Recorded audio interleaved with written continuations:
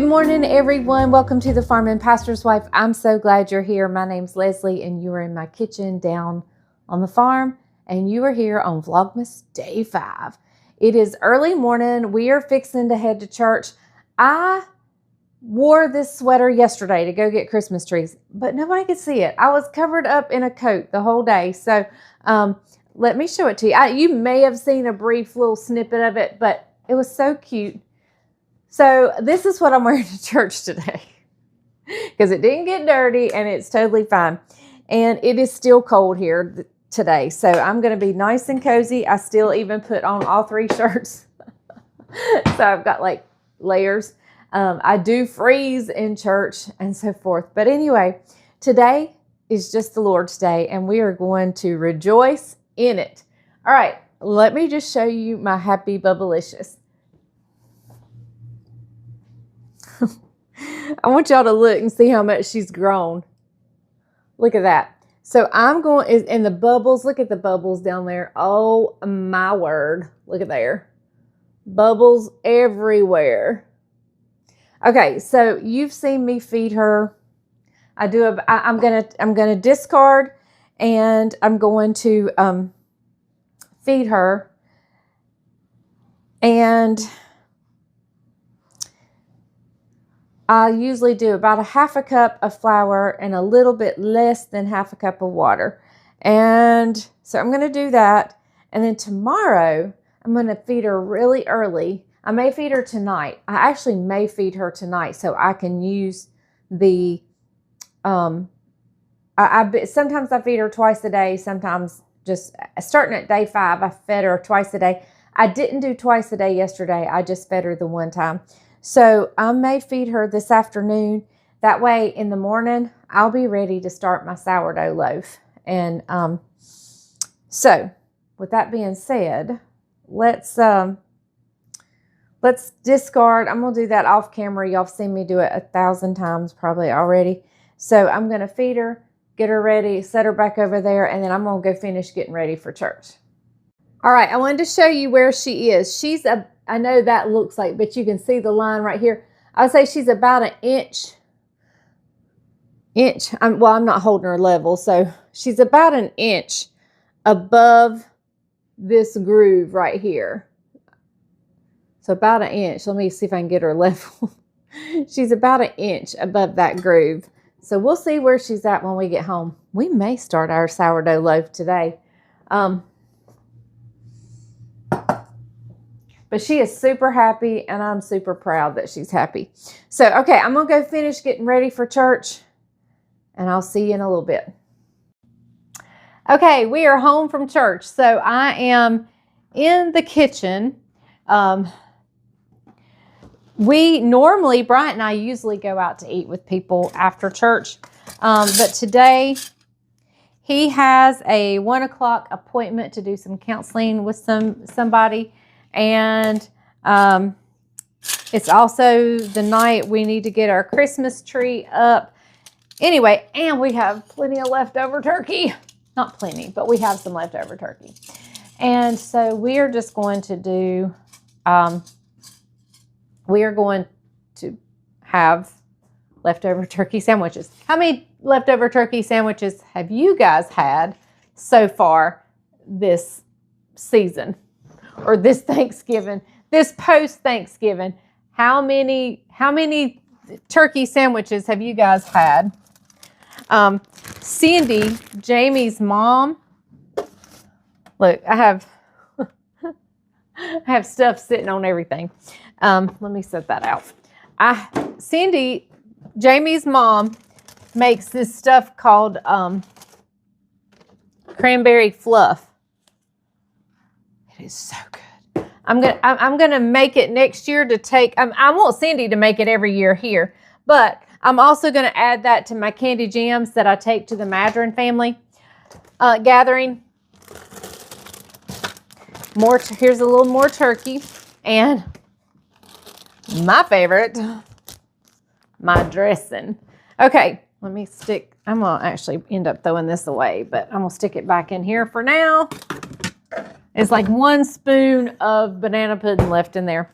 All right, so all we do for our turkey sandwiches is we heat us some turkey, we toast our bread, mayonnaise, salt and pepper, and he wants pickles on his.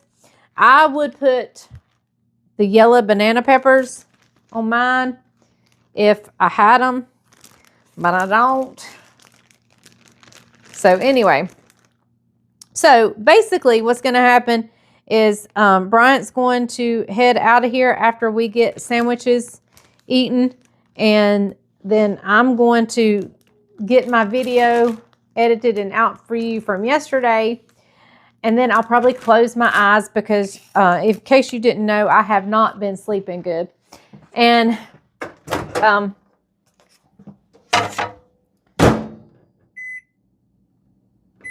and then I'm going to close my eyes for a minute, and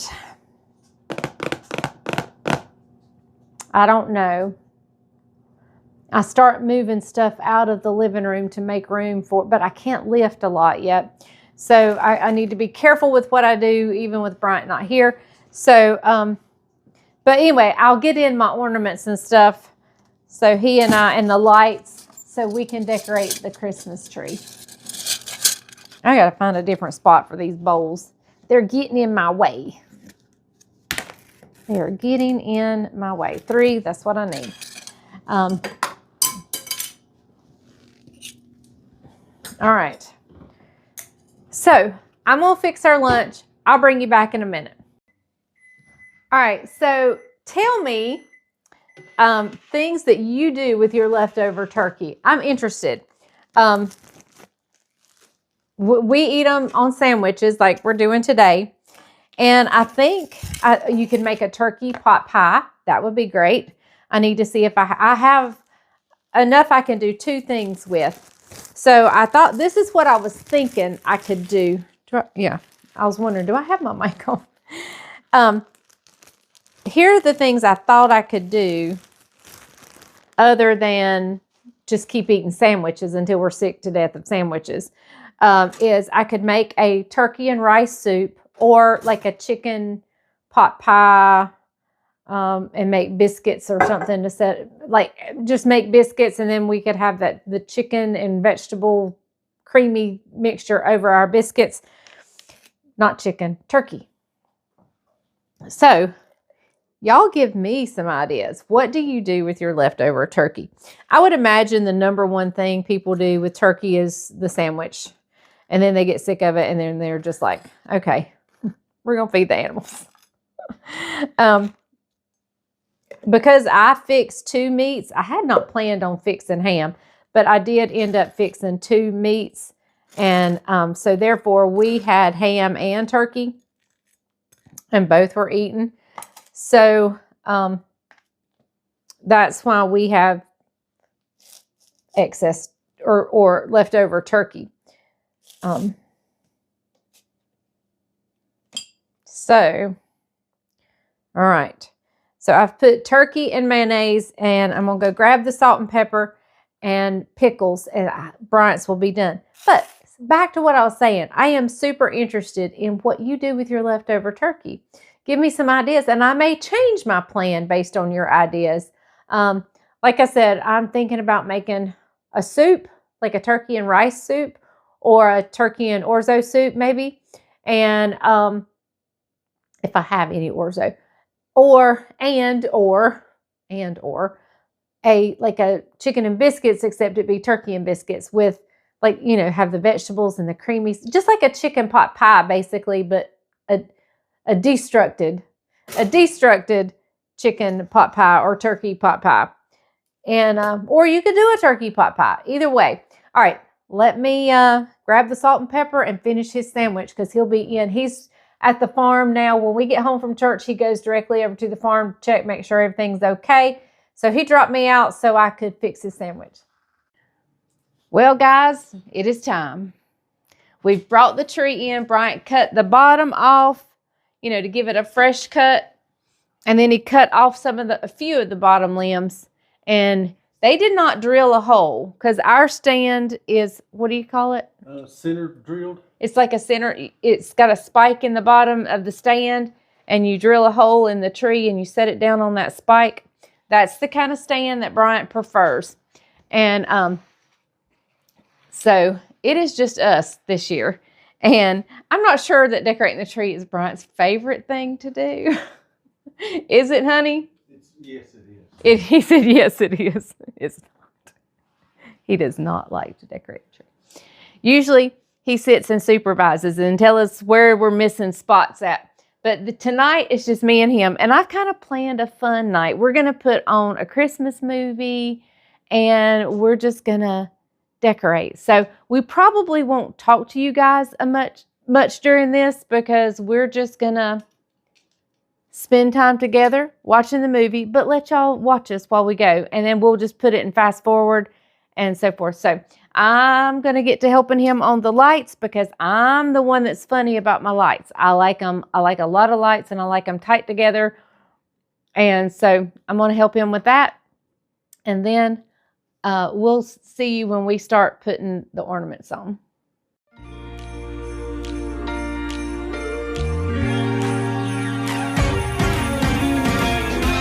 Christmas lights are all around. I can see them now. It's like they spell your name. It's insane. Now we're back here once again. Holidays and cheer. But now I got my eye set on you. I'm not gonna play it safe. It's going down on Christmas Day. 'Cause I've been trying to tell you in every way. Yeah, I've been trying to show you, but somehow felt I wanna have someone to hold. Walking through the vines. Yes, we are those people who wrap around the tree. I don't like that. I much rather have the in and out and wrapping around each limb, but I do not have the patience for that. I had somebody come and do it for me one year and teach me how, and neither did I have the patience to put them up that way, nor did I have the patience to take them down that way. And so we just wrap around, and then I push back, like take my hands and push the things back in the tree. And you can see some cords, but once we get the decorations on, hopefully you won't see the cords. I thought I'd show you just a few of our long time special ornaments that we've had for a really long time. That was my nursing ornament. This hadn't been that long, but Judah's first. And also attached to his is like just this homemade one that Isaac made when he was in the 3rd grade. That was Isaac in the 3rd grade. And so I always put that one on. Even though I don't think anybody helped him, I think he did it all by himself. There we go. Look at Caroline. Hey, Bubbles. Hey, darling. My boys have showed up to help. We have several of these. These are when our loved ones have passed away. It says, I love you all dearly. Now don't shed a tear. I'm spending my Christmas with Jesus this year. I have several of those. My sister was a donor, and when she passed away, her corneas were able to be donated, and they sent me this ornament. This is Bryant's grandma. She's sweet. And this was one of Isaac's ornaments. And there's a few more, so I'll show you when I come across them. Oh, yep. I'll show you when I find them all, but there's a few more.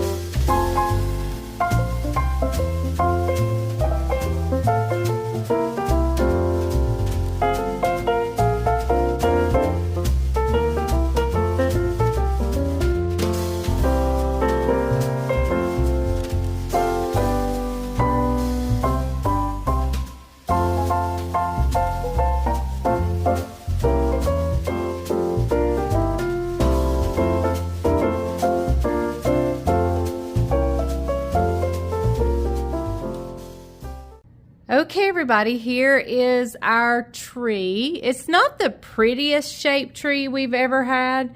It's missing some limbs kind of over here on this side, but for the most part, it's very pretty. It's very full, and that's just what happens when you get a live tree. You never know if there's any imperfections because they're next to each other. It's hard to see them good, so you just have to get one knowing you may have a spot that's missing some limbs or so forth. But here it is, and let me show you with the lights out what it looks like. There she is. Isn't she beautiful?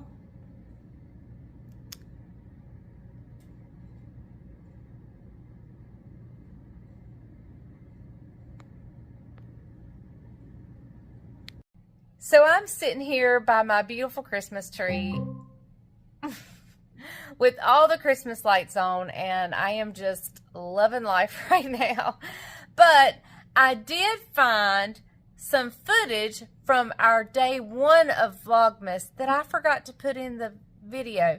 So I'm going to insert that right here. It has to do with the breakdown and stuff that was happening at the farm. It was footage that Bryant had put in that I did not add into the video. So let's go back a few days just for these next couple of clips, and let me share with you those, and then I will see you back in just a little bit. Well, it's the beginning of Vlogmas. Hope you guys are ready for the next 30 to 45 days of videos. Here it is, about 6:45, LME Farms. Got some issues. Yes, I'm out of breath. Let me explain why. You hear that thing beating in there? That's a feeder. And that feeder is empty of feed. The reason it's empty of feed is because last night, during the night, I had a field motor, which takes the feed from this auger into the house. That's called a field motor. And so that field motor went out. And so as that motor went out, it doesn't give the feed into the hopper system that it needs to give for the chickens to get what they need. This right here, that right there is the field motor. Okay, that right there. And so what I got to do is I've got to get to the supply store and get the field motor and get it replaced. But until then, I've got to fill up about 35-gallon buckets of feed from one house over there, carry it over here, fill up these feeders, and get everything ready to go. So let me work on getting this ready to go for the chickens. So if you remember back to that day, and you can, if you missed that video, go back a few days on my videos and find our Vlogmas day 1. You can see that that was a bad day, and it was very, very, let's see, what did we have? We had a funeral, and it was just, oh, and it's Thanksgiving prep week and so forth. So it was a rough day, a rough go of it, but God is good, and he saw us through. And but poor Bryant had to carry, him and Daniel carried buckets of feed from house to house to get the chickens by until a new motor could get in. So bless his heart. And it always happens. A breakdown always happens. There never is a breakdown good, even if it was on the most convenient day of the week. It's never good. But it always happens on the least convenient day of the week, you know, when you've got tons of other stuff to do. So, okay, well, I'm going to wait for Bryant to get home. He's ran over to the chicken houses to do our nighttime check. He's then going to make some hamburger helper. Y'all, I love boxed hamburger helper. I know it's not good for you. I know that. I know. But occasionally, I just want a good comfort meal, and I love hamburger helper. So he's going to fix hamburger helper when he gets home, and we're going to sit down while it's doing its thing. We're going to sit down and do couch time with you guys, and then we'll probably just relax the rest of the evening. Bubblicious is doing great. I need to feed her before it gets any later. So she'll be ready in the morning to make bread with. We're going to make our first loaf of bread tomorrow. I'm so excited. So excited. All right. So that being said, I'll see you in just a little bit. Well, guess where we're at? It is Couch on the time. couch. Couch time. It is couch time. It's on a different day than it normally is because of Vlogmas and how we're a day behind, but that's okay. Normally we're doing this on Sunday for Sunday's video. Yep. But we're doing it on Sunday for Monday's Monday's video. video. So. And we didn't have to rush right home from church and do it. And so as you can tell, it is nighttime. We are getting ready to snuggle in for the night. The tree is decorated. The lights are on. He's got supper going. Hamburger helper. Delicious. One of my favorites. And so we're getting ready to just kind of relax this evening. But we wanted to come on and have couch time with you guys. Do you know what tomorrow is?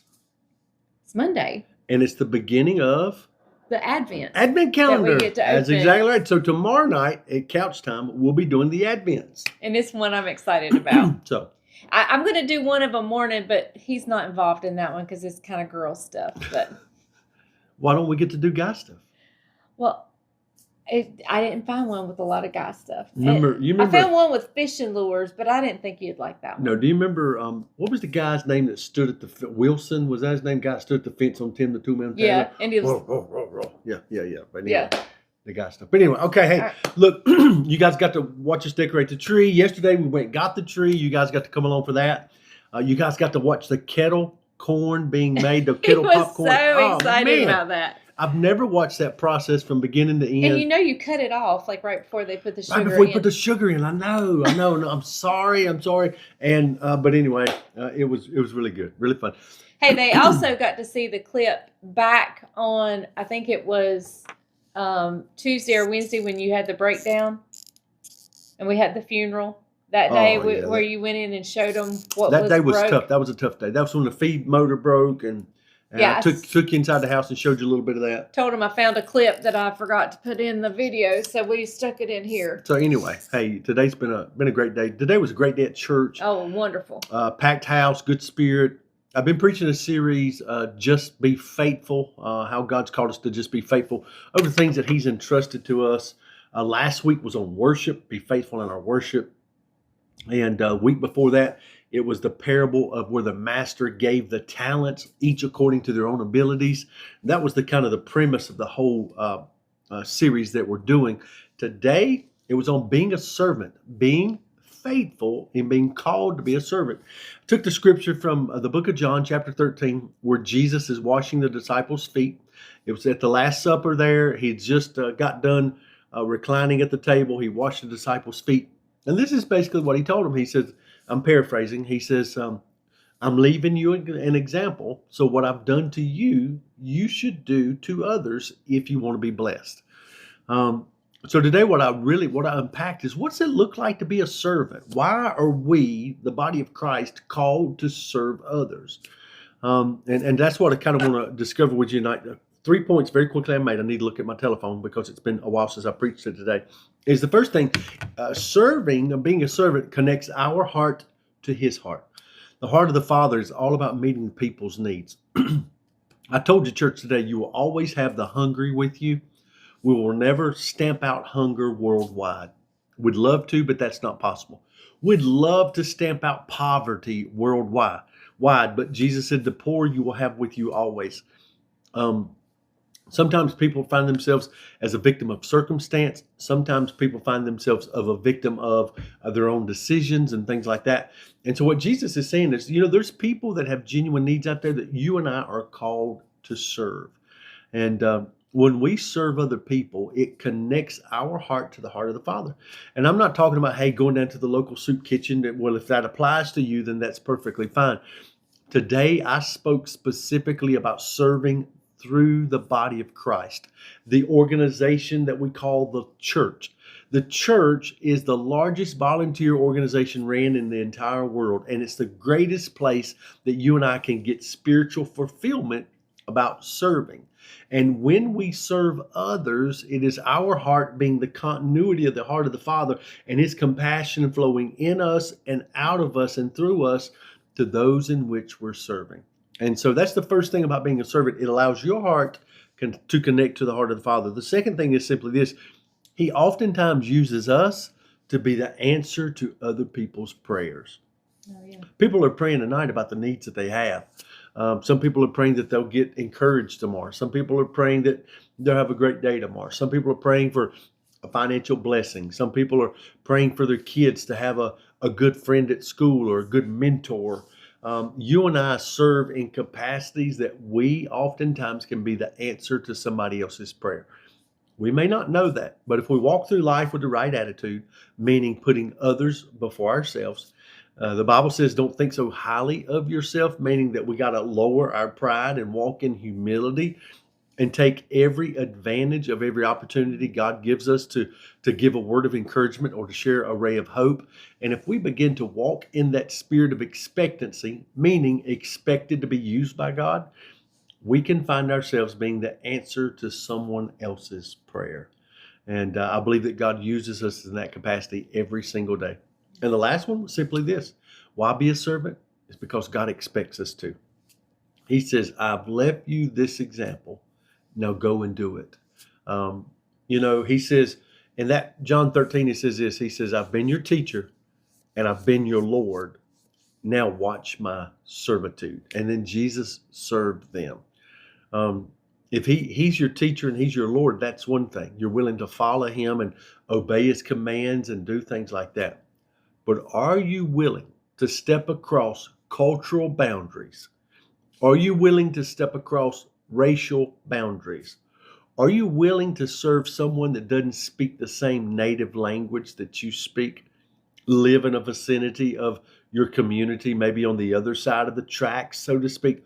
Are you willing to subject yourselves to things like that and ridicule from your friends and maybe from your families to reach some of the least of these, my brethren?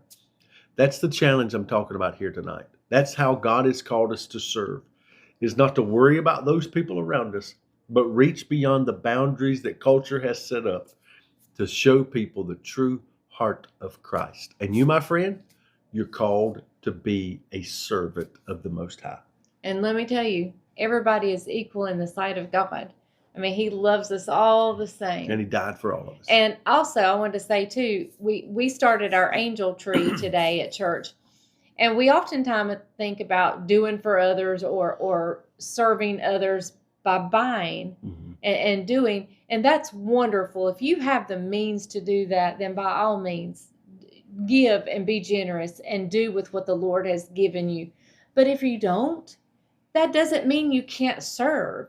You can call a group of friends and say, how can I pray for you today? Yeah. Or, make them a pound cake. Or it doesn't have to be burdensome to serve, but it should stretch you and should cost you something, whether it be time, whether it be setting your pride aside. There's a sacrifice in serving, but there is a blessing in return from serving. I want to tell you a quick story very quickly of a young lady that went to be with the Lord back in 2003, a young lady that I know. She was a double amputee. She lost both of her legs due to diabetes. She died at 51 years old. But in the last 2 or 3 years of her life, being a double amputee and living in a nursing facility, the one thing that she did have, she had a telephone in her room. And she went to her pastor and said, Pastor, I want to serve somehow. How can I serve? Now, she couldn't drive. She couldn't get to church on a regular basis unless somebody came and got her, in that which they did. So she was very limited. But her pastor, knowing the importance of her being able to serve, he says, why don't you serve on our prayer team? Why don't you call people and ask them how you can pray for them? So here it is, a young lady, 51 years of age, double amputee, recently divorced because of her illness and sickness. Her husband decided to move on in life. And she was placed there in a nursing home. She could have been angry. She could have been ill at the world. She could have been mad at God. But yet she chose not to be those things, and she chose to be a servant. And every day she would pick the phone up as a double amputee and call people and say, how can I pray for you? And she would then... And she was on dialysis. And she was on dialysis 4 days a week. I think it was 3. 3 days a week. And so, but she would still call people and ask them, how can I pray with you? That young lady, her name is Karen, and it was Leslie's sister. And she My hero. she went to be with the Lord in 2003 at the age of 51. And we watched the embodiment of being a servant in her life. And man, it was a beautiful thing. She was. So don't tell me you can't serve. That's right. The question is, will you serve? We can do what we can do if we put serving as a priority in our life. And so that's what I encourage you to do. Oh, goodness. Now I've done started crying. Hey, tonight we're going to end things a little differently because it is Christmas. Listen, I told him my voice is not as what it used to be, and I'm going to crack on the high notes, especially now that he's got me all emotional. We're going to sing Silent Night for you guys. We do this every year. You guys ask for it, and so we're going to do it again. Here we go. All right, let me play the intro.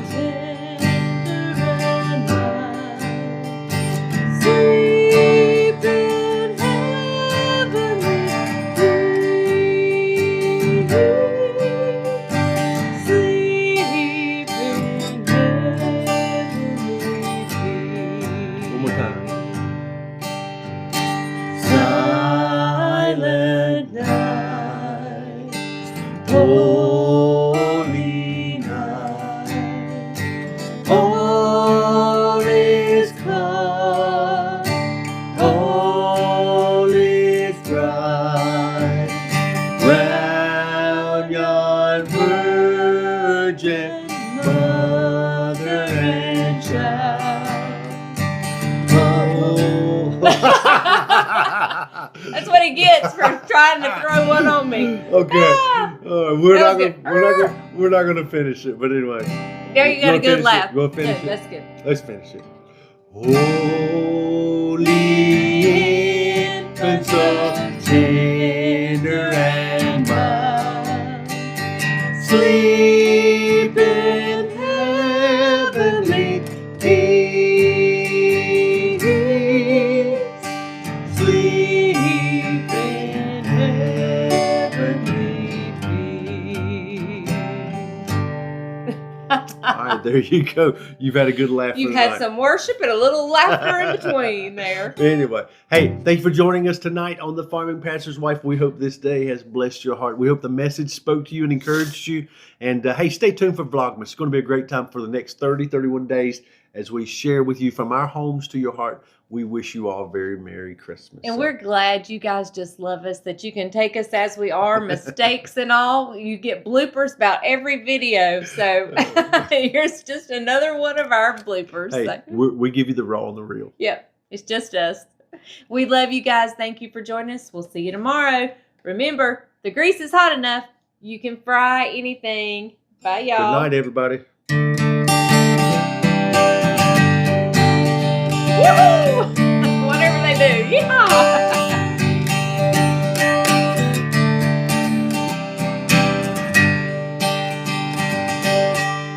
Sweet home. I was waiting for you to click it off. Oh, sorry. You're going to Bye, y'all. You're going to edit that.